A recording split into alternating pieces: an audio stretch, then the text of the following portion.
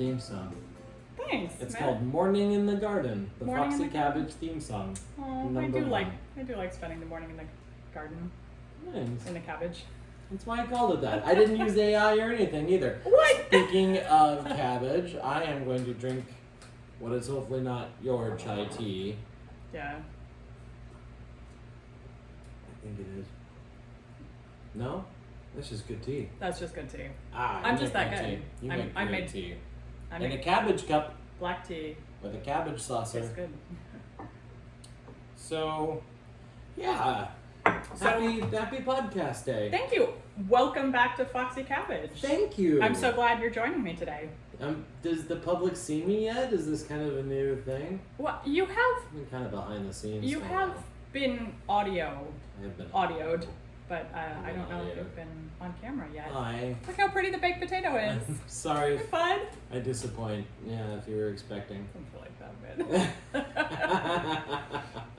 You know, I mean, sometimes we gotta talk about potatoes because I'm the baked potato, and that's the second part of my moniker. That's right. And I like potatoes. That's right. I tolerate potatoes. I like potatoes. I have opinions about potatoes. Sure. I grew up in, In potato country? Texas. I'm kidding. Idaho, where there's potatoes. So yeah. There's a couple So- of potatoes out there. Yeah. I just like two potatoes. What's your favorite potato derivative? The middle part. I really like like French fries. I'm a sucker for French fries, yeah. but there are McDonald's fries and there are In-N-Out fries and then there are all other fries. And it's kind of hard to have a fry that isn't one of those two fries. So I like fries, but when I say fries, I really mean those two fries. What about like Arby's curly fries though? Oh, with horsey sauce. That's pretty killer. Yeah, made out of real horses. Uh-oh. I hope not. Oh my gosh. Okay, so today's episode of Foxy Cabbage is called Trash Talk. Okay. What do you think we're going to talk about? It's just to clarify, it's probably not me. You talking trash. all of your, stuff. No, I'm here for this. I mean, even if I don't know what frass is. That's okay. That's yeah, okay. I'm going to I help you got get this. there. Okay, all right. I'm a frass fan. Yeah. You might even call me a frass fanatic. Oh. Oh yeah. So trash talk. How about that? Fresh Trash talk and trash talk. Fresh talk? Yeah. Yeah. Yeah. That's good. I like that.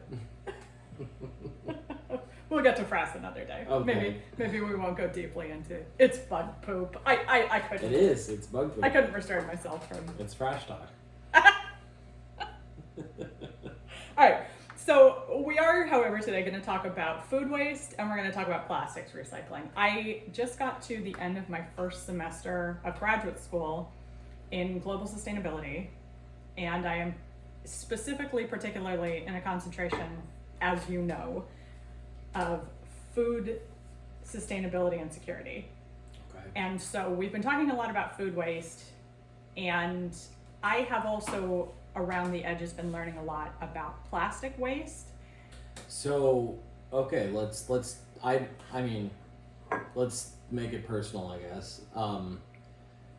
When you say food waste, plastic waste, I assume our household drives out some amount. How much? Well, our household. Yeah, that's what I'm saying. We don't throw away anything. I'm just kidding. I'm kidding. So we try really hard to be better, and yeah. But. The statistics in the United States are mildly overwhelming.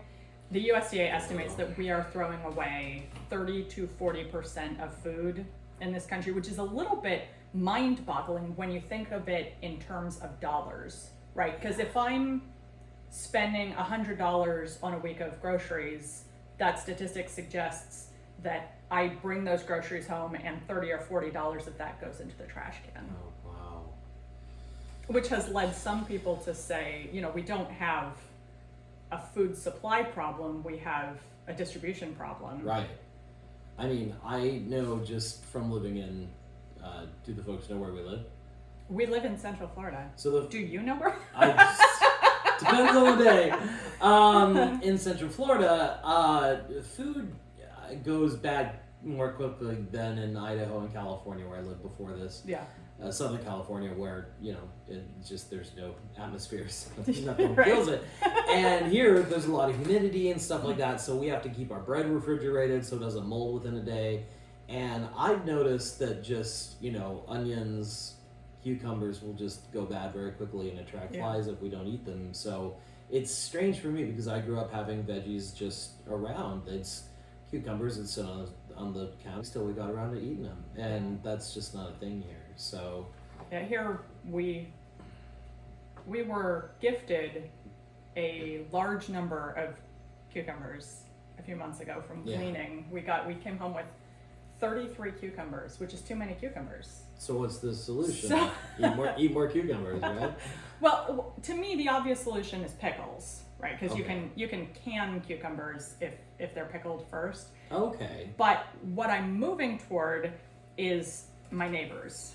That when I came home with 33 cucumbers, the first thing I did, instead of trying to figure out how many pints of pickles that was going to be, is I loaded them up in bags and a pot, big soup pot, and I started walking around to knock on our neighbors' doors and ask them if they could use some cucumbers. And I was surprised, as a person who's never purchased more than a single cucumber in one transaction, I thought people would say, I'll take one, but one after another, they were taking 5. They said, yeah, no, absolutely, I'll make salad. Cucumber salad. Wow. Awesome. Yeah, great. Yeah. It's a great idea. Yeah. But it didn't occur to me. My mind just went straight to preservation. Sometimes I skip the cooking part and go to the preserving part. Like, what do you mean? No, I have a salad planned for tonight already. Cucumber salad? What even is that? Okay, so plans involve maybe better meal planning and Definitely. better leftover use, Yeah. better leftovers planning. Yeah, which is hard, man. Yeah, I would call that food triage. Oh, right? that's good. That's good. Fridge first aid. That's good stuff, man. Thanks. I like that, Mr. Baked. Coming up with this, Mr. Baked. Call me Potato. Why is my first name the Mister? I would not be Mr. Potato. Oh, that's probably copyrighted. That's probably why. Mr. Potato? Oh no. Mr. Potato Head. Without the head, I think Yeah. we're okay. My head doesn't look like a potato. My entirety That's true. looks You like a don't potato. look like a potato. A little bit.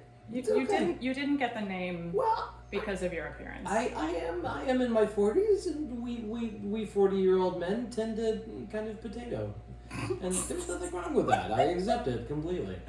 Yeah, it's all good. Yeah. Well, let me ask you this then. Do I look like a cabbage? I'm going to drink my tea now. Oh my gosh. Okay, well, tell So- me more then about better using of our meals so that we don't run into food waste. I from our will. house. I will Okay. tell you that. But first, I'm going to tell you that the macro problem with food waste isn't so much wasting a cucumber, right? Because a cucumber, it's 68 cents. So throwing 68 cents in the trash feels like an acceptable loss, but it's more than that. It's not just the cucumber that got wasted, it's everything that went into making the cucumber, the farm work, the transportation, logistics, the gasoline to transport it, the plastic packaging. Why are English cucumbers always wrapped in plastic? Okay, I know they last longer on the But shelf. still, yeah. But all of those things are getting thrown out. Okay.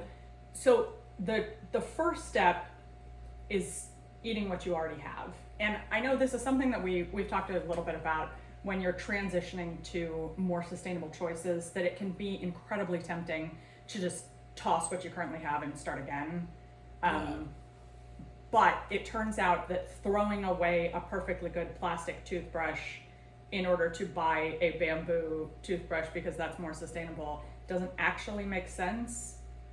When the plastic toothbrush has reached the end of its useful life and you toss it like you were going to, and then replace when the next one is bamboo, that makes sense. I see your point, but is there a point to be made that if you get rid of the plastic toothbrush, say before its lifespan is up, but you never get a plastic toothbrush again, No. Are we just playing a game of inches here? Yeah.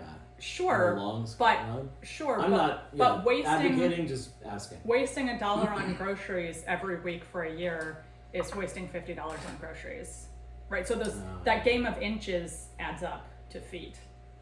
That makes sense. Right. Okay. All right. So so more what you got, Stu. More, putting lots of stuff into a quesadilla. Yes.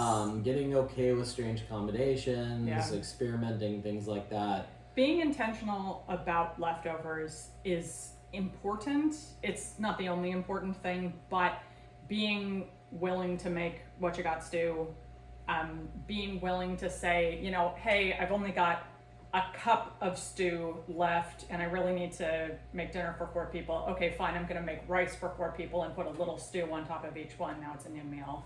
Those kinds of decisions can sometimes lead to that 1 cup of stew that would otherwise not get eaten, getting eaten. And even though there is some waste in here still to be expected, it's so mitigated, right? It is significantly mitigated by what we're describing.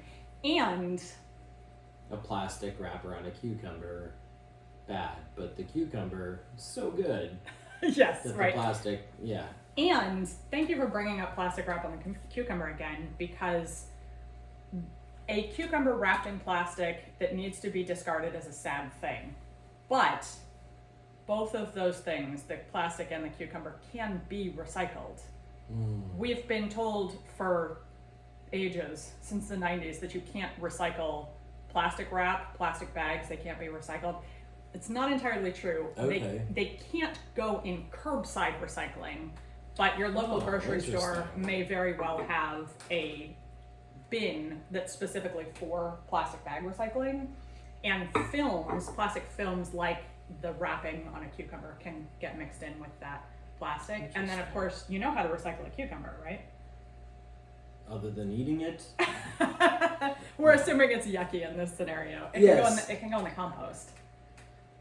And you probably know from listening to me for a semester that composting is a critically important aspect of food waste, of dealing with food waste, because food waste that goes into landfills ends up breaking down without oxygen anaerobically and producing methane, which is a greenhouse gas which is substantially more powerful, more damaging than carbon dioxide.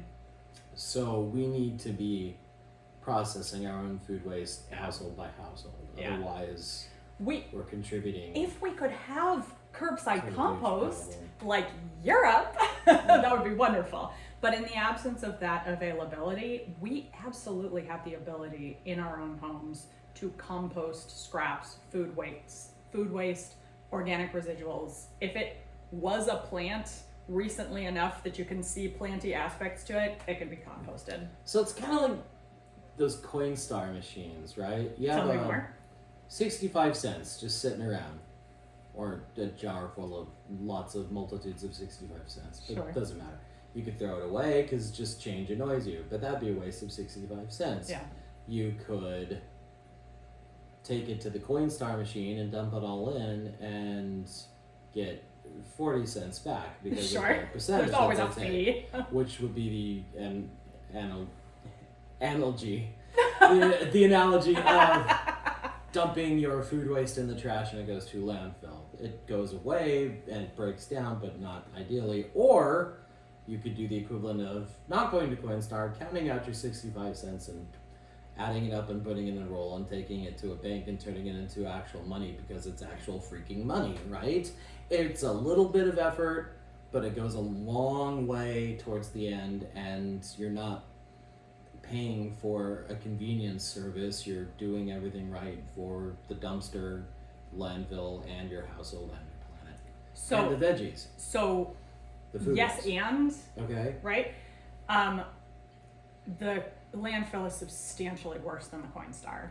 Like Coinstar is a good enough approach. It's a good enough choice that a substantial number of people choose it, even though they understand that they're putting a little bit of money into Coinstar's pocket in the process. But when I'm landfilling, not only am I creating methane emissions, but I'm also losing out on the wonderful broken down organic residuals that form compost, which is living soil that I can use in my own home, in my own backyard, for growing plants. And in my case, that would tend to be edible plants to feed my family. But also, I mean, boy, if you're a rose gardener, they want the compost too. Yeah, that compost, that stuff is expensive. You want to go buy living soil? That's expensive. And you could be creating it absolutely for free at home using these plant residuals that would otherwise end up making methane in a landfill. Sure. Okay. All right. I can think of 3 good sustainable ways off the top of my head to get compost. Okay. 1 is to do it at the household level with people's individual household food waste. Awesome. 2 is to have like a community compost at the end of the block or something. Rock on. It would have to be small, not citywide, especially depending on the city, but something. But like a neighborhood. Yeah, neighborhood cooperative Yeah, compost. exactly. Where you could dump it and you could use it. 3 would be the landfill, where they have a dedicated compost section, like we saw at the one landfill we toured recently. They had a mulch section. I might be confusing mulch with compost. Sure. So mulch, also an awesome product that Okay. we can get at scale from the landfill. Mulch is broken down browns. So Right. that's going to be sticks and leaves. Versus food waste becomes compost. Right, it becomes beautiful soil. So Soil.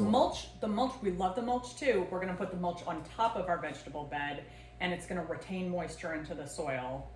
But the compost itself becomes that actual beautiful layer of The topsoil. nitrates and all that good stuff the that you pay expensive nitrogen, for, and potassium, what's the other potting one? soil. NPK. Yeah. Okay.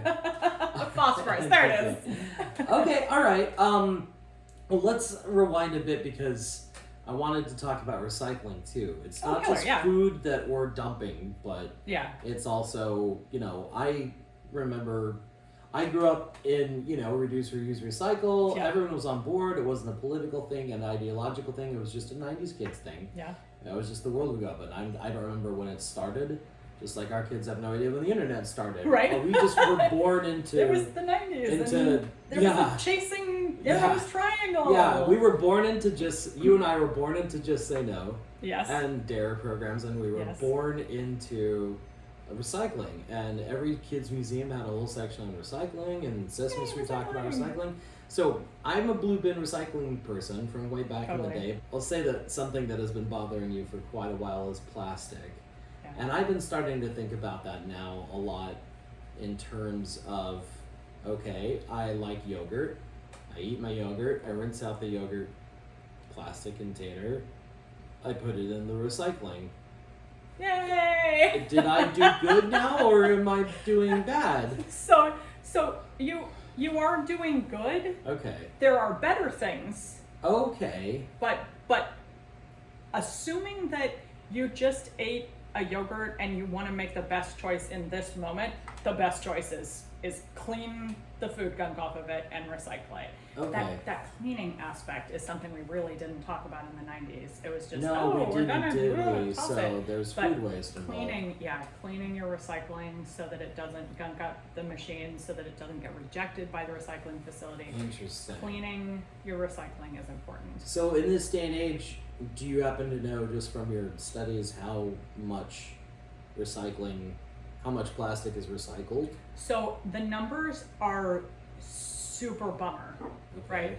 We are told that something like 9% of plastics in the United States get recycled. Oh. And even that 9% of everything that's made that's plastic? right. And even that is sort of optimistic, because 9% is perhaps sent for recycling, but what happens to it at that point is not always very clear. There's a lot of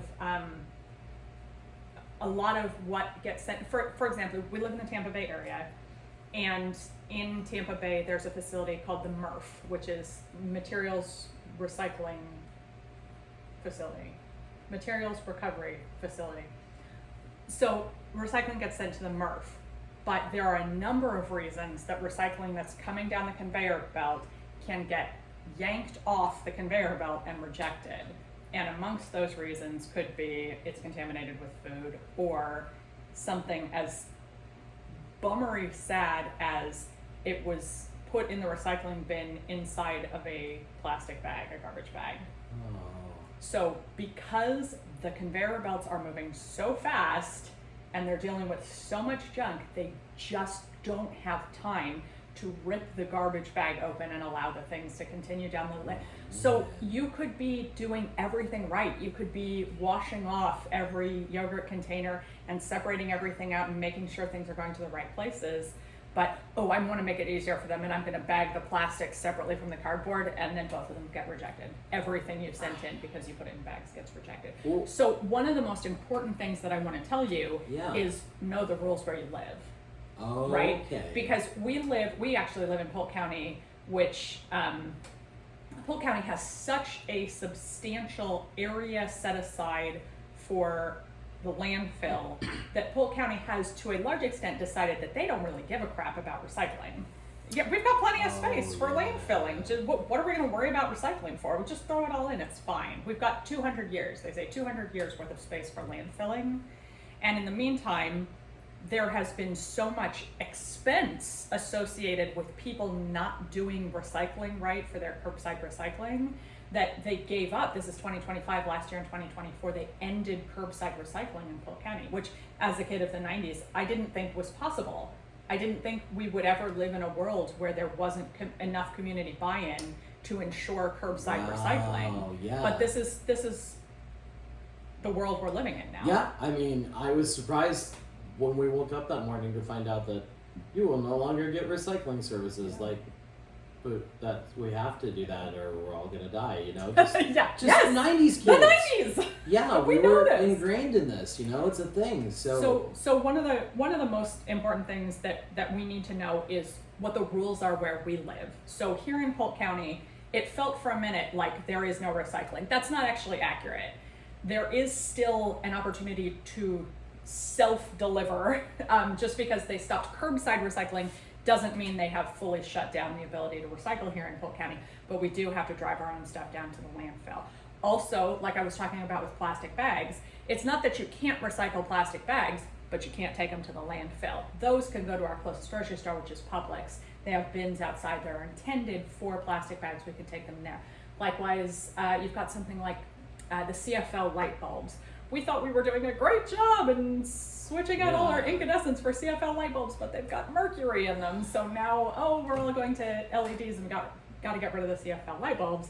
So those light bulbs, for example, have to go to a special place. they have to go to the landfill, but only on certain days of the week when they accept household hazardous waste, or you can take them to Lowe's. Lowe's has a bin there. So for us, living in a fairly rural county where the landfill is not exactly close by, it can be really valuable to understand that places like our Publix or the Lowe's down the road are sites that are able to accept some of those materials. Okay. All right. So blue bins, the triangle of arrows, is that still something to look for then? At Absolutely, places like this? absolutely. Okay. We want to keep recycling. Just because the numbers are grim doesn't mean that we should give up. Right? There are important things that need to happen on a policy level in order to get buy-in from corporations that are perhaps creating more of the waste problem than we could ever hope to in our homes. Yeah. Right? But like I said, when you're done with that cup of yogurt, absolutely wash it off and put it in the recycling bin. And maybe next time you get yogurt, as I know you've already made this change, Mr. Baked Potato, instead of going with the individual cups, you go with the 16-ounce carton. It kills two birds with one stone. Or it's zero better for birds. the planet. I love killing birds, but I love killing birds with stones. more. But no, it is better on the recycling, and I get more yogurt. And So, you get more yogurt, yeah. Yeah. It is.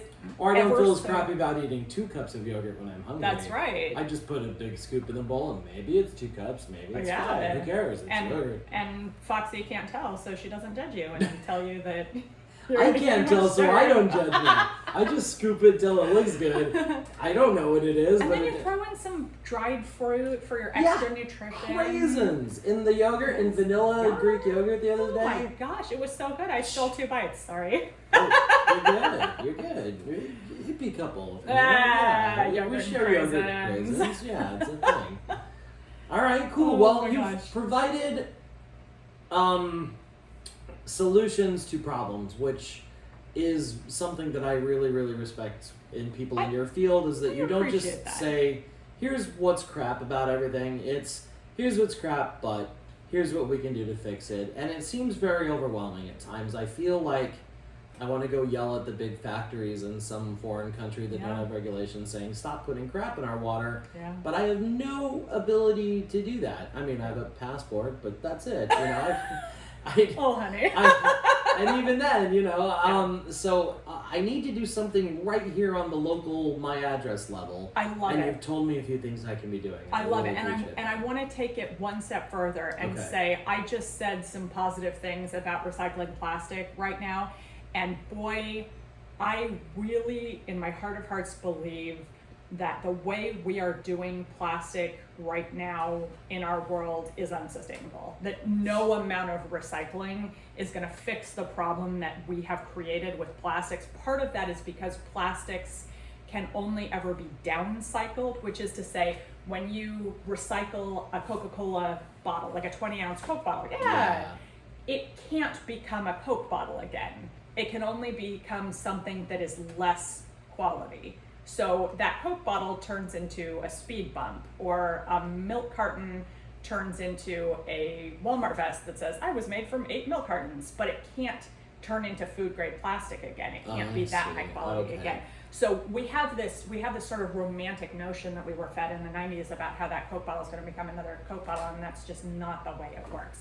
So another actionable thing that I could say is, we've been told reduce, reuse before the recycle. So if we reduce, I want to specifically emphasize reducing plastic, because plastic is gonna downcycle every time it gets recycled.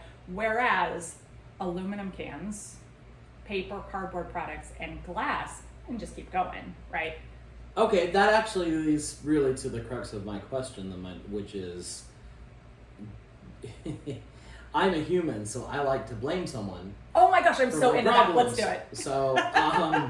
So is the onus, which is one of my favorite words, Oh, that's good. on me to stop. I don't actually drink a lot of soda, so again, hypothetically, is the onus on me to stop drinking Coke in a plastic bottle and start drinking Coke in a glass bottle, or is the onus on Coke to stop making Coke in plastic bottles?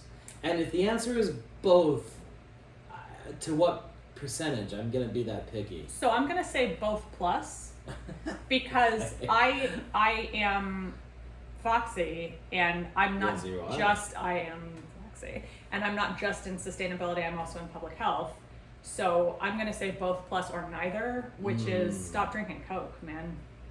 Right? Like we're talking about the delivery system. I truly don't drink that much Coke. No, I know. But I see what you're saying. But for your hypothetical person who does, right? Of course.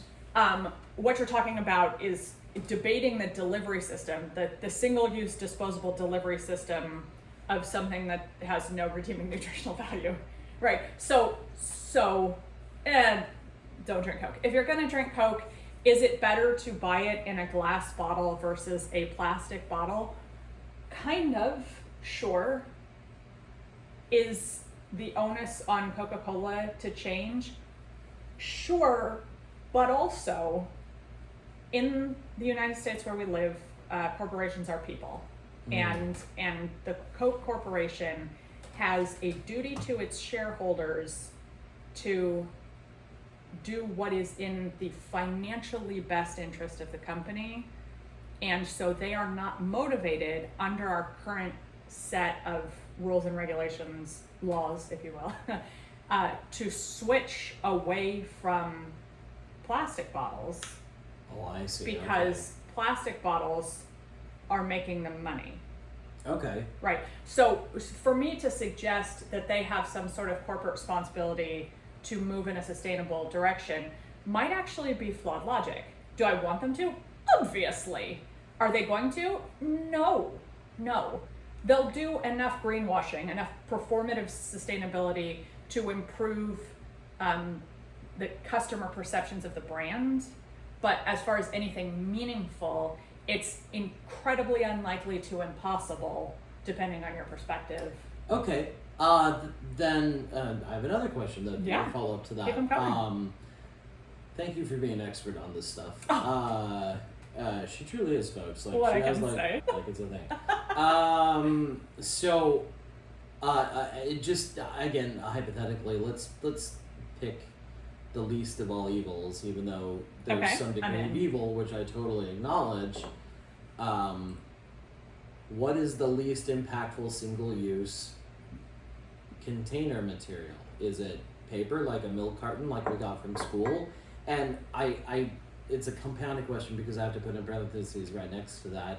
We seem to be having a moderate success in this world, going, wow, plastic straws, no, paper straws, oh, that sucked. Now we have biodegradable straws that's sort of like plastic. Why not make Coke bottles out of that? I have wondered the exact same thing. So you asked me two different questions. So I did. The first one was, which of these substances is best for making our packaging out of? So my options are glass, plastic, paper. Aluminum. Styrofoam. Capri Suns are okay, plastic and metal. So juice boxes and Capri Juice Suns boxes are awful because when you smush all those different materials together, you can't unsmush them to recycle them. That makes so sense. they are fully non-recyclable. So right at the top of the worst. Terrible. Okay. Milk cartons that don't have a plastic screw top are awesome because Like the ones we got in the elementary ones school. that we got in elementary school, love them. Great. Aluminum Hang cans. on, like glue on those isn't going to be... No, fine. Those can still be recycled. Well, no kidding. Yeah. On the other hand- Coke in a paper carton. On the other hand, when you think about something like quart boxes of soup, Yeah, you know what I'm talking about? I do. so those are made out of the same stuff that you make juice boxes out of, right? But So kind it's not always obvious when you're Mm-hmm. looking at a container from the outside how much of a pain in the butt it's going to be to deal with. That's interesting. Yeah. So you're asking me about glass. Glass is fully recyclable. Love it. Aluminum is fully recyclable. Love it. That being said, do you remember watching the Story of Stuff with me? That 20-minute video with the animations? I do. She's amazing. Annie The Leonard. author, yeah. She has a full-length book that goes into stuff and We're and gonna refuse. link it. We're gonna link it. Link right in the here. description.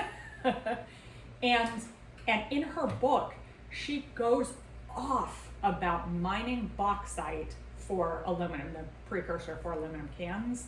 And I had thought I'm being a good kid.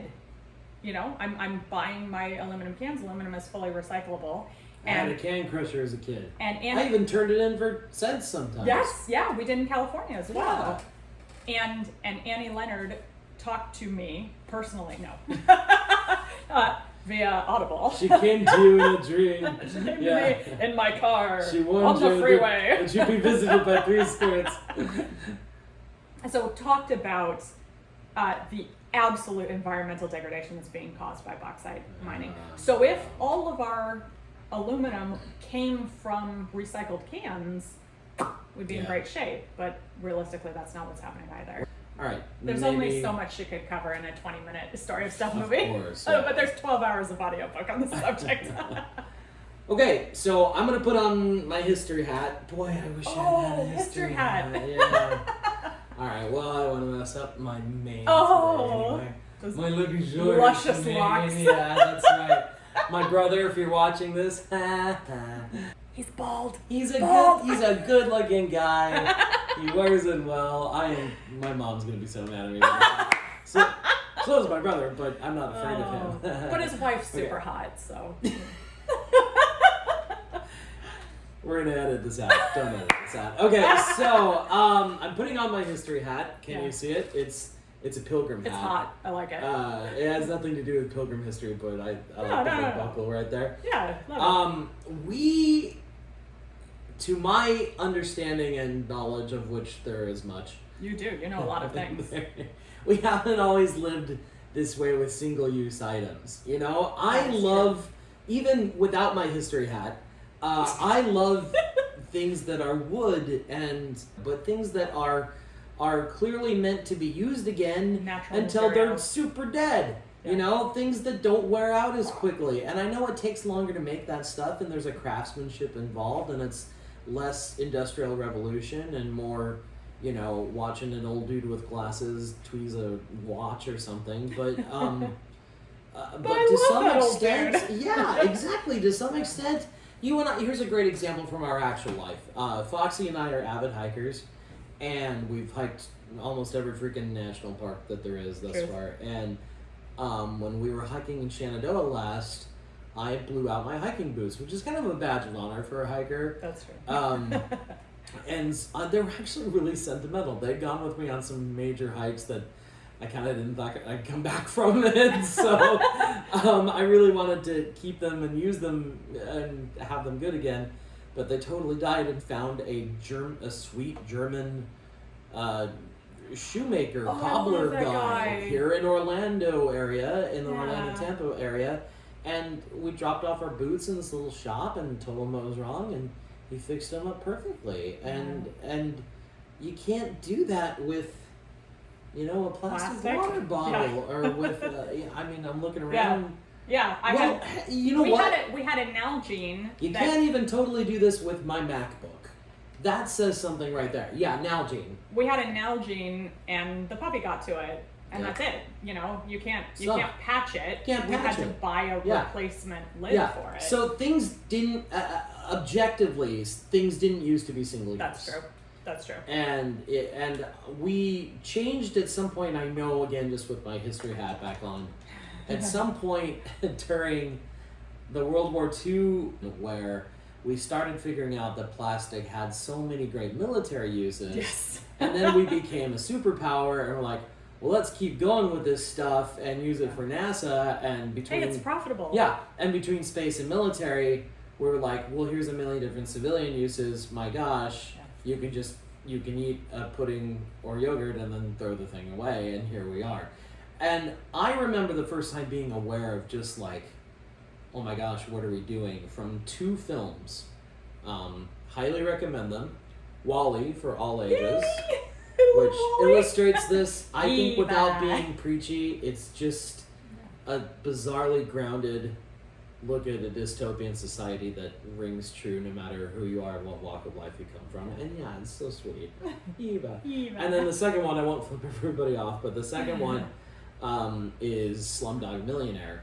The parts and shots where there's like just piles of trash, and there's like one part where without spoiling anything, there's a really exciting part where something exciting happens on the Millionaire show, and it pans out to people in the streets celebrating their hero on TV, and they're jumping into the piles of jugs and filth, and it looks like they're jumping into a huge landfill, and it zooms out, and the landfill is their street. We can't live like this. And then, of course, the third thing that sticks in my craw about all of this is the I would say the one Great Pacific Garbage Patch, but evidently there are like 5 others. Yeah, and it's all the microplastics that are currently swimming in my blood right now. So I know that we thought it was a good idea. We screwed up. We've done this as humans before. You know, we used to think that bloodletting was a great idea. Yeah. Oh, that person's sick, let's get rid of their blood. Like, that is, someday aliens are going to look at... Get the bad blood out. Yeah, we look at that and we scoff. Someday, 100 years from now, aliens or whoever's in charge of the Earth at this point are going to look at what we do with glasses and go, you idiots, I can't believe you survived that. But we have to survive it. Yes, you mine bauxite to make single-use containers for Coke and beer. Yeah. So I guess it's not really a question, just more a comment that we really did this. Yes. And we've gotta correct the wheel and get back on track. Like, we're about to crash this freaking spaceship Earth. Yeah. We're from Florida. Spaceship Yeah. Earth. It's a ride. Buckminster Fuller. Thank you, Buckminster Fuller. I thought that's pretty tough language, Liz. That's, I don't want to bleep that part. Yeah, that's Like a grand and miraculous spaceship. What's his name? Earth's journey through space and time. Buckminster Fuller. Oh. They quote him on the ride. It's pretty tough language, Foxy. Mr. Baked Potato. You watch your own little mouth. All right, okay? fair enough. Well, at any point, it's not really a question; it's more of a statement. We didn't used to do everything single use. Yeah. Do you have? I'm sure you have thoughts on that. You Yeah, know, I do. And you hit the nail on the head with World War II. Nails on the head. And you hit the nail on the head with World War II. We had a boom in manufacturing, and to a certain extent, capitalism took over. This was something that was incredibly profitable, and it developed along with the concepts of planned obsolescence and perceived obsolescence, which allowed people to say, I'm done, toss it, I'm done. It's insane. It really is. And so now we find ourselves swimming in microplastics, literally. They're all over the ocean, they're in rainwater, they're in breast milk, in sea salt. We are past the point of pretending that recycling is going to save us from this catastrophe that we have created. Okay, well, you've given me a lot of good advice, but I'm married to you, and I live with you. Okay, I've got advice on that subject. Really? In 20 years? Never knew that. So I guess my question to you is, what would you say to someone who is listening to this and going, wow, I need to change some food waste habits, trash habits, plastic habits, just general waste habits, where to begin? Thank you for that question. You're welcome. The answer, as much as it sometimes pains me to admit it, is start small. Okay. It's very tempting to say, it's very tempting to believe, I'm going to walk out the door of my house, go join a commune, and never touch a piece of plastic for the rest of my life. Yeah. But realistically, small and steady changes are the only thing that has ever worked and the only thing that can ever work. I think that I love that. I agree. Yes, and I Yes, and. think that to some extent, for me, just the way I was raised, we have to normalize the weird a little bit. We have to, take pillowcases to grocery stores and use them instead of shopping bags. Yeah. We have to get used to, broth and jars rather than cardboard and stuff. So I took me a while to get used to the fact that you have a black soldier fly hive out in our backyard that eats all our trash, and every time I'm about to scrape off some food things, you're like, dude, black soldier flies like that. So, but that's weird. You gotta feed them. Yeah, but that's new. So I think also too, there's cultural normatives and stigmas that we're gonna have to fight against as a planet. Gosh, yes. It's not just habits. I think that to There's some perception. degree, if I can throw away my yogurt cup, my single-use yogurt cup, there's a degree of comfort and safety and security, and I wouldn't even say wealth or luxury, although it should be perceived as that, but more just normalcy. Yeah. Like, And not my problem. not my problem. I don't have to think finished about this. it. I don't have to think about it. I don't have to be aware of where it's going next. That's not. And it ceases to be my responsibility when it hits the trash can. And I'm not going to speak to people work harder than they did in the 1800s or crap like that. I will say that we are, as a globe, as a species, more mentally taxed than we've ever been. So it's easy, with all of the distraction we have between necessary things like work and fun things like social media, to throw away a yogurt cup rather than going, I have to shut all that down and wash it and think about it and process it, and if it's a wooden thing, I have to preserve it for another 2 years, and so the convenience also is feeding our need for constant distraction and stimuli, and that is why I think it's another reason why single use has become so pernicious, I think. Mm-hmm. yeah, just theorizing on that one, throwing it out there, I guess. Yeah.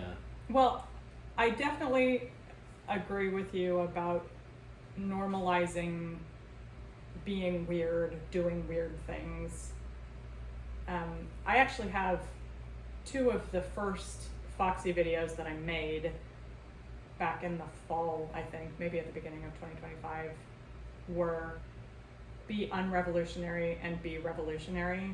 And they are based on the premise that there are some incredibly normal things and some incredibly abnormal things that we can do. And if you want to start with the least weird stuff, participate in your curbside recycling where you live correctly. Learn what the rules are, get on their website, make sure you're putting materials into your curbside bin that are clean so that they won't be rejected when they reach the site. That is one of the most unweird things you can do. That's just being a good citizen of the area where you live. That's super unweird. And then when you achieve that, then move on to the weirder stuff. Like, well, maybe I'm not going to buy soda in plastic bottles anymore. Yeah, you know, I've relied on you for that maybe too heavily as a co-manager of this house. You know, I don't know the local systems. I would say I would give myself, as well as the rest of you listening out there, watching this out there, that you should know your local system. Yeah. You know, what can be composted, what can't. Yeah. Foxy and I had the privilege a few days ago via someone in her program facilitated a field trip to a low waste landfill. It is a waste to energy facility, which is to say that they are reducing the volume. They're reducing the volume of what's going into their landfill by burning it first.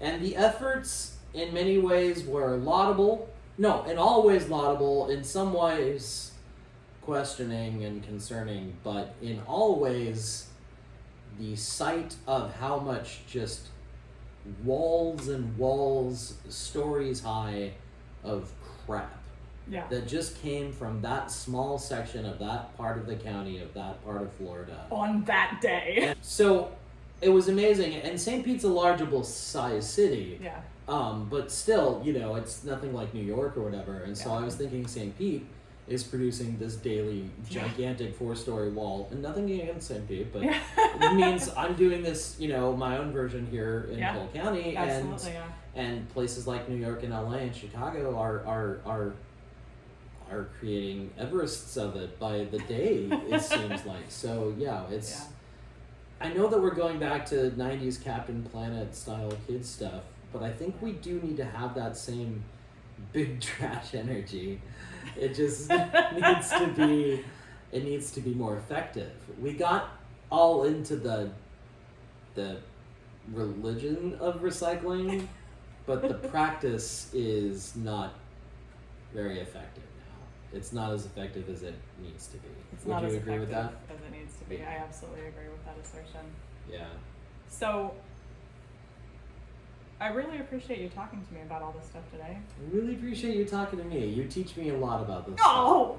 Next time we'll do is William Wallace really Robin Hood? Ooh. I love it. Well, do you feel like I've given actionable items? I do. I would give you 4 out of 5 stars. 4 out of 5 stars. 4.5. Yeah. Man, I will take it. Bees get degrees.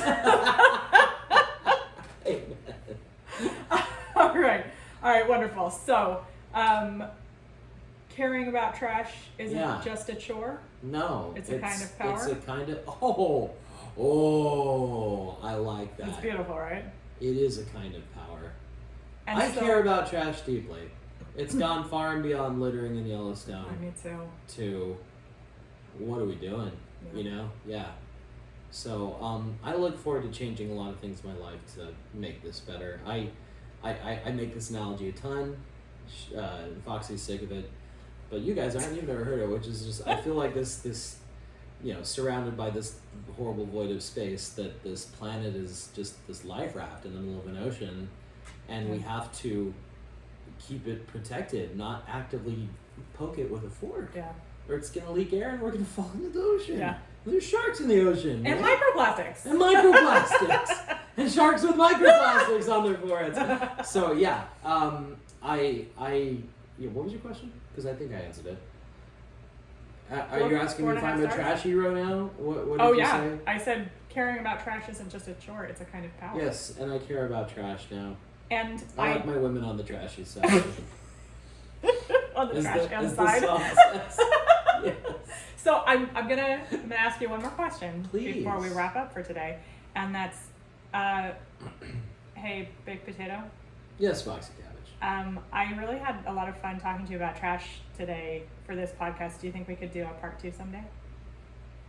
Part 2 on trash, or like a follow up on like I don't know, something, the other type of trash. I would love to do a part 2. Yep, in. It sounds done. like we need a part 2 and a part 3. Oh, up top. Can I have more tea? Yes. Then Tea is implied. up top. Up top. No. Up top. Oh, Yeah. that was a good one. All right, thank you guys so much for watching. Thank you for listening. We'll see you next time with more trash, probably. Trash talk Trash with Foxy and talk. Baked. Woo!